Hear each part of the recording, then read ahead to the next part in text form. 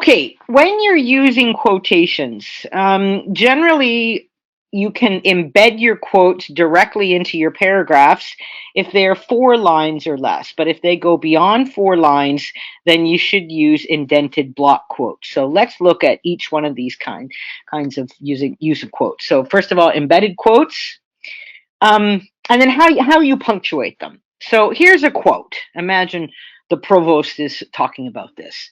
The study of theology, especially the teachings of the early councils, is very important for those who wish to be ordained. So you want to quote that in your sentence, in your paragraph. So you could do something like this.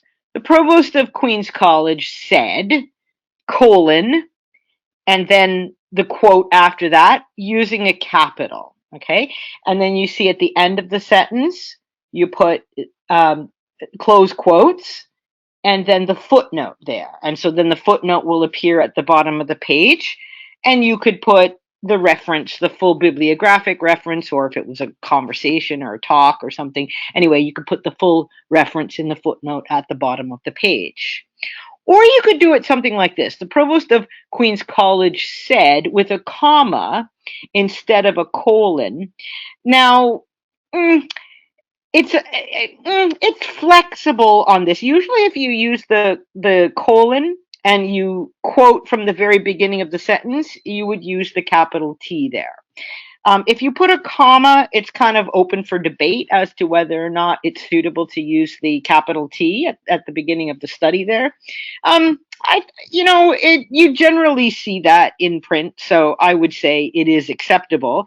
But if you don't want to use the capital T like that in the middle of the sentence, and if you want to somehow incorporate the quote a little bit more completely into the sentence such that it sounds like a part of speech, then you would do it this way. The provost of Queen's College said that the study of theology. And then in that case, you don't have to put a colon or a comma. The that takes the place of the punctuation.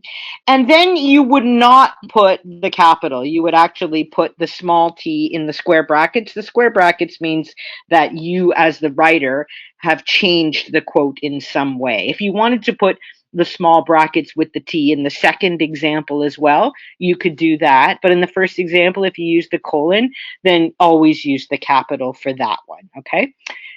So it's up to you. There are various, styles. And if you, like, some people just find that the third example, the provost of Queen's College said that the study of theology, it just flows better if you have the extra beat there with the word that.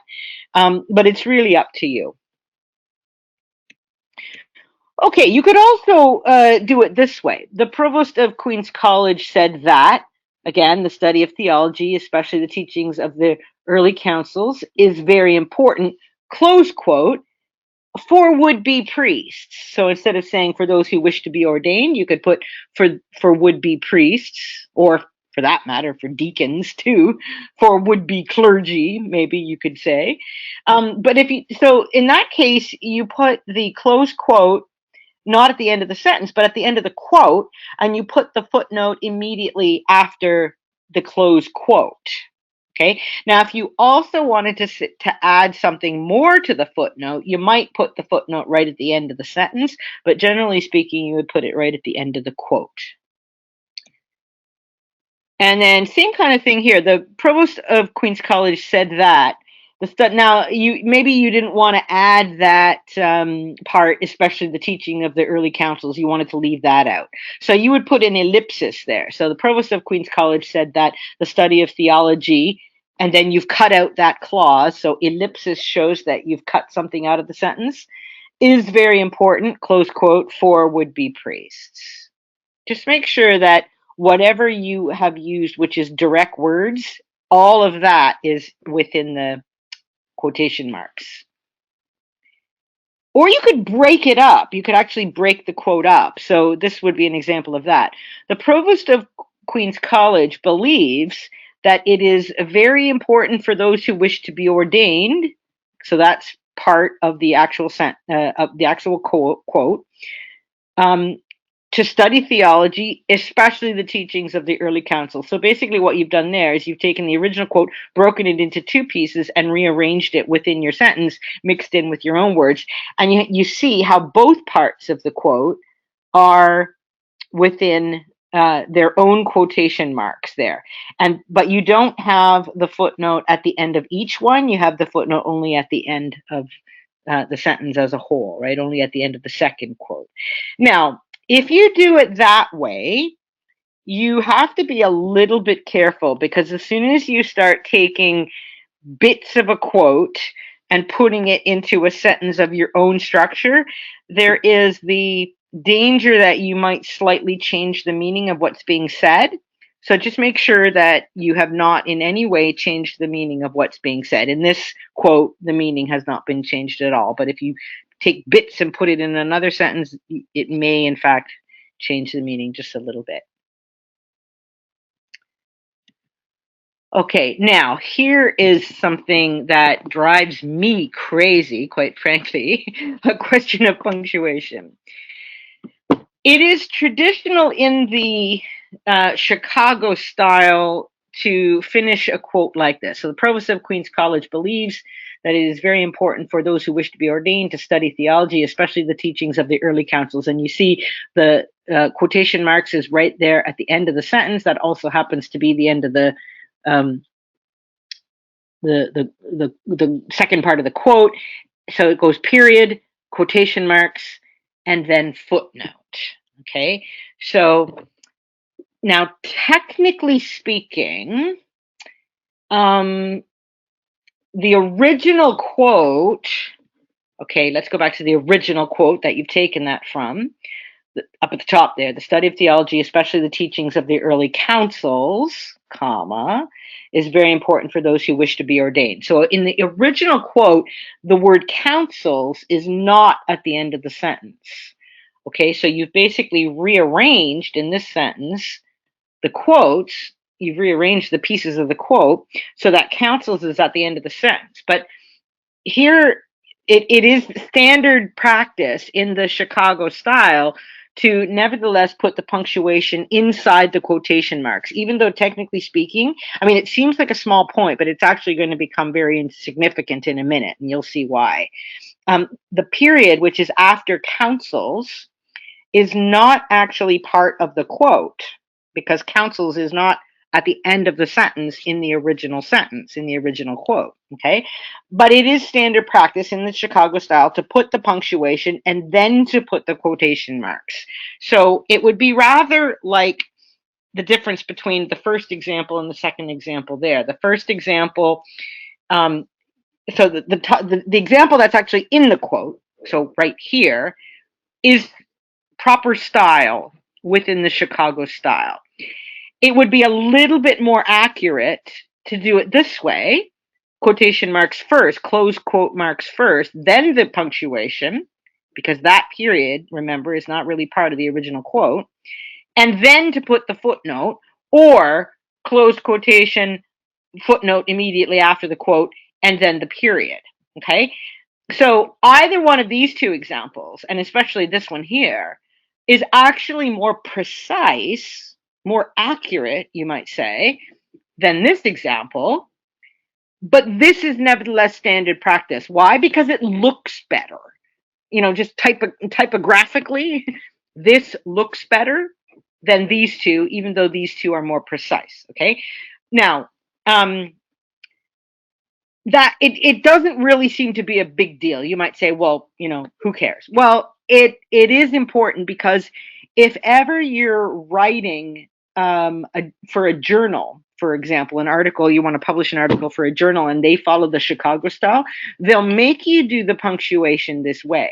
And usually it's not a big deal if the punctuation is a period. But if the punctuation is a question or an exclamation mark, then it actually changes the meaning of the sentence. So, for example, problem in change in meaning and emphasis. Look at these two sentences. The provost of Queens College said that the study of theology is not particularly important for those who wish to be ordained. And in that case, the exclamation mark is the punctuation which is inside the quotation marks. This would be standard Chicago practice, standard Chicago style. Okay. But the problem with that is it makes it look as if the quotation mark is actually part of the original quote. And that would suggest that it's the provost of Queen's College who is emphasizing the fact that the study of theology is not particularly important for those who wish to be ordained, and that he's putting that he's making that emphasis. On the other hand, if you are less stylistically um, uh, proper, but more accurate in terms of meaning, you would do the second example. The provost of Queen's College said that study of theology is not particularly important for those who wish to be ordained. The close quote, then the footnote, then the exclamation mark. And what that suggests is that you, as the author of this, are the one who is putting the emphasis. In other words, you're saying, oh my goodness, did you hear that the provost of Queen's College said that the study of theology is not important for those who wish to be ordained? For goodness sakes, I can't believe he said that, right? So if the exclamation mark is on the outside, then the suggestion is you're saying it and saying, you can't believe he actually said that. But if it's on the inside, then it's the provost himself who is putting emphasis on you don't have to study theology. So you can see that if it's an exclamation mark, and the same thing happens as if it's a question, right? A change of meaning will actually take place. Not so really if it's just a period. And so when you're writing, and if you're using the Chicago style, and you want to really be proper, really following the punctuation style, um, I personally I don't like I don't like I mean I'm in this case I would much prefer, not just in terms of meaning, but I always want to be really really accurate. So I always prefer to do it this way because that is the more accurate. But if I were going to publish something, then if the journal uses the proper punctuation for the Chicago style, they would make me do it this way. And so basically what you have to do then is you really just have to restructure your sentence to make it so that that change in meaning just doesn't occur. You just have to write the sentence in a different way. So really, really watch that. I mean, you may not think it's a big deal, but if you start publishing, it is a big deal. It becomes a big deal really, really quickly. So just be very, very aware that you're not putting an emphasis where it really doesn't belong. Like you don't want to communicate um, that the provost of Queen's College is, well, you don't want to say that anyway. That's just an example in the sentence, right?